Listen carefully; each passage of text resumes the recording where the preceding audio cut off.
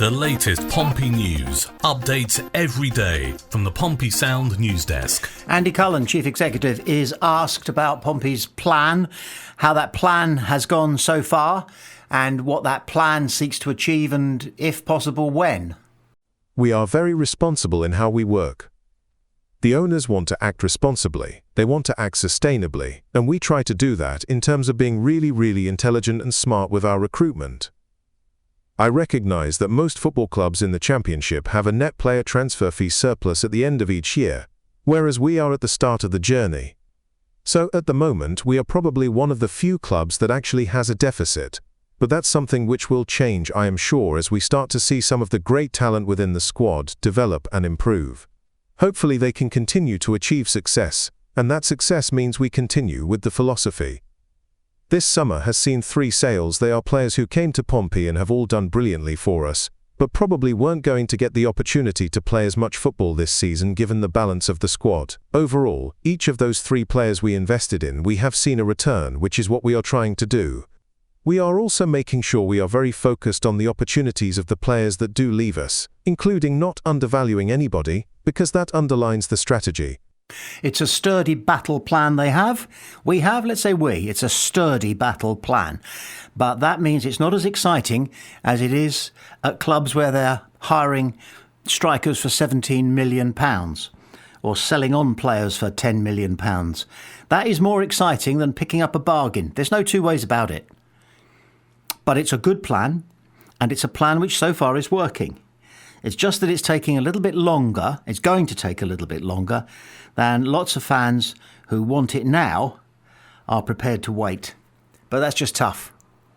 I think even the most urgent fan, decrying the lack of transfer spending, knows in his or her heart of hearts that this is a good plan and it's working. John Messina, he knows more than most of us put together. What's his take on Pompey's, what we're going to start calling, I think, 5-year plan? Of all the Championship managers of Championship-only clubs, he is the longest serving. Did he think that he'd achieved that at Pompey and in such a short space of time? It was never something that I had my eye on. We always... both sides always had this appointment as something that would be long term. We spoke about that when I first signed. We spoke about the long term vision of the football club, how the owners wanted to do it, how bringing a sporting director would affect that as well.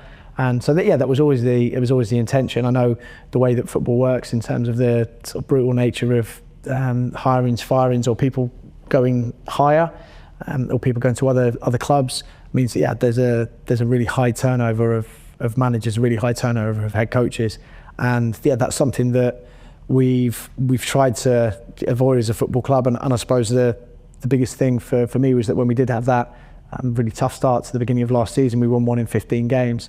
It was really pleasing from my standpoint that the club didn't panic and the club didn't do what a lot of other clubs would have done in that situation. I'm really grateful for that.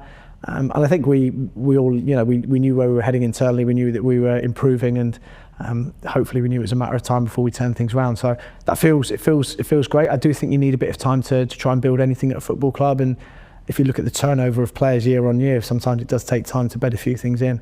And so I feel extremely fortunate to have that here, and we're pretty rare in terms of the way that football clubs do things. Yeah, you can pick whatever metaphor you like for the way in which Pompey are doing it under the Eisners, with the complete support of Andy Cullen and the rest of the backroom executives, and John Messina and the rest of the coaching staff and the rest of the staff, period. You can use whatever metaphor you like. The tortoise and the hare, softly catchy monkey. Never been quite sure exactly what that one means, but it's nice to say it. We're going to get there, aren't we? Hampshire's Police and Crime Commissioner, the PCC, Donna Jones, has been speaking to the BBC about their preparations for the upcoming derby. The rivalry between Southampton and Portsmouth football fans has entered a new era, Hampshire's Police and Crime Commissioner, PCC, has said. The 2 South Coast rival teams meet for their first league match in 13 years on Sunday, with a history of violent clashes between fans at previous games. PCC Donna Jones said there had been tremendous planning for policing the event, which began when it was known both teams would be playing in the championship this season. She said the rivalry between the fans should be healthy and safe, but anyone coming with intention of causing trouble should expect to be arrested and its consequences. The fixture, scheduled for 12 o'clock British summertime on Sunday, will be the first league match between the sides at St Mary's since 2012. The only more recent meeting between the bitter rivals was an EFL Cup tie at Fratton Park in 2019. Previous games between the clubs have seen violent clashes. More than 90 arrests were made at Fratton Park in 2004. 12 people were jailed following violence in Southampton when the teams met in February 2010. A man was jailed after he punched a police horse in the head during a confrontation before the match at Fratton Park in September 2019.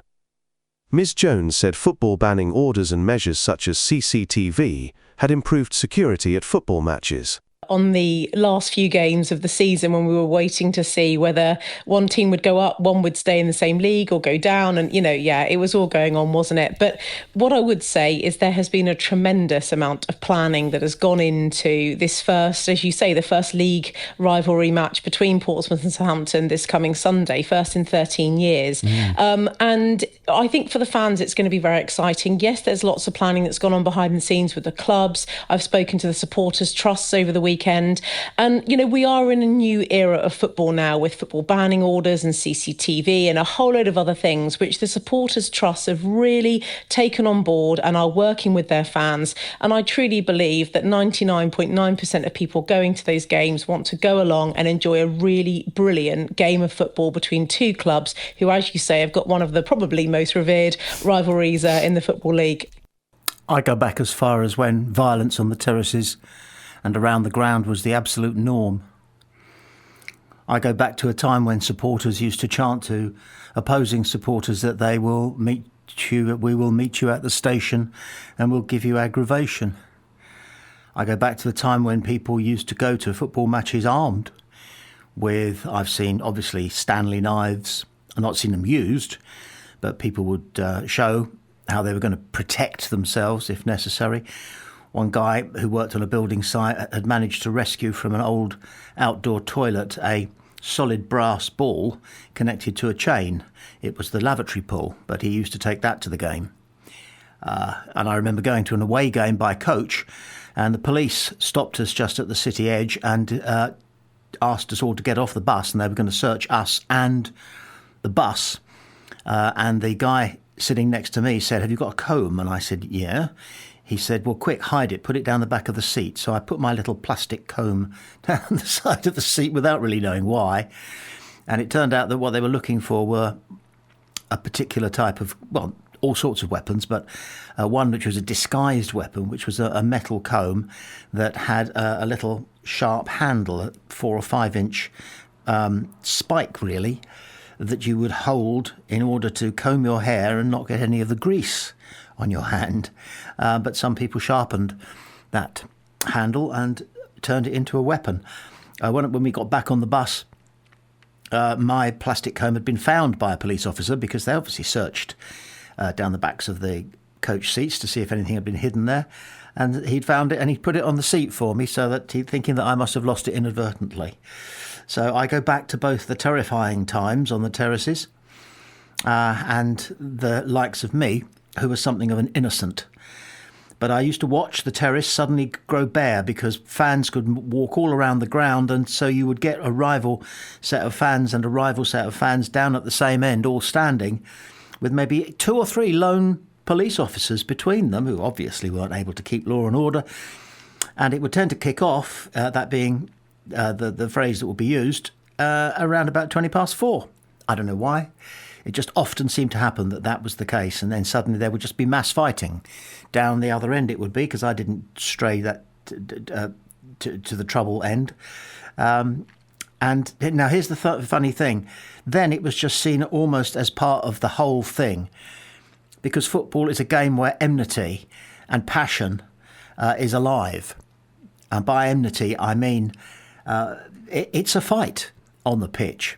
Not literally very often. In fact, hardly ever nowadays. But the seriousness with which the game is taken, not just for money, but for valour and for honour and for dignity and for victory, that necessarily G's up the crowd. And we've heard the Southampton manager at the end of last week, saying that his players were going to have to roll up their sleeves and get stuck in. And if that happens, then Pompey are going to have to do the same thing. And if that is going on the pitch, and I've heard people saying, with no sense of resign, there will be yellow cards, then it's going to be difficult. A challenge for fans not to push the boundaries. Wherever the Pompey fans are housed, fans of both sides will be trying to irritate is such a short word for it. Annoy, it similarly doesn't do it justice. Discomfort the fans? No. Laud it. Win. Win. Win with your singing, win with your chanting, win with what the score is on the pitch, but somehow win in terms of being the more dominant. The more dominant, not just in terms of the vocal support you give your team, dominant in terms of if it kicked off, and we're not going to start it, you kind of say, if it kicked off, we would win. And that's all in it, and that is all a part of it. And you get that kind of adrenaline rush in all sports. It's not confined to football at all.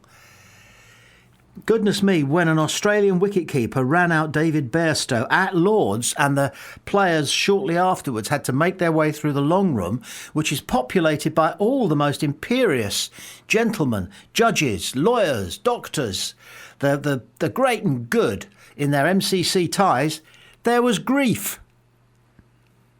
Sport brings out this in people. And what I'm saying is that definitely I hope no one gets hurt or does anything to hurt anybody. Roll up your sleeves and sing your hearts out, sing your head off. But, keep it legal. That's the best way of putting it. Keep it legal. And you know what the law is. And you know that the consequences if you break the law in terms of aggression, intimidation, violence, in and around a game of football, you could be banned. You could be banned from going anywhere. You could be banned for life. And that would make Saturday afternoons impossible. So don't risk it, because risking it will be wrong, and don't risking it because the wrongest of the wrong will be done by you to yourself. I'm going to shut up. I heard that, thank goodness. I heard it.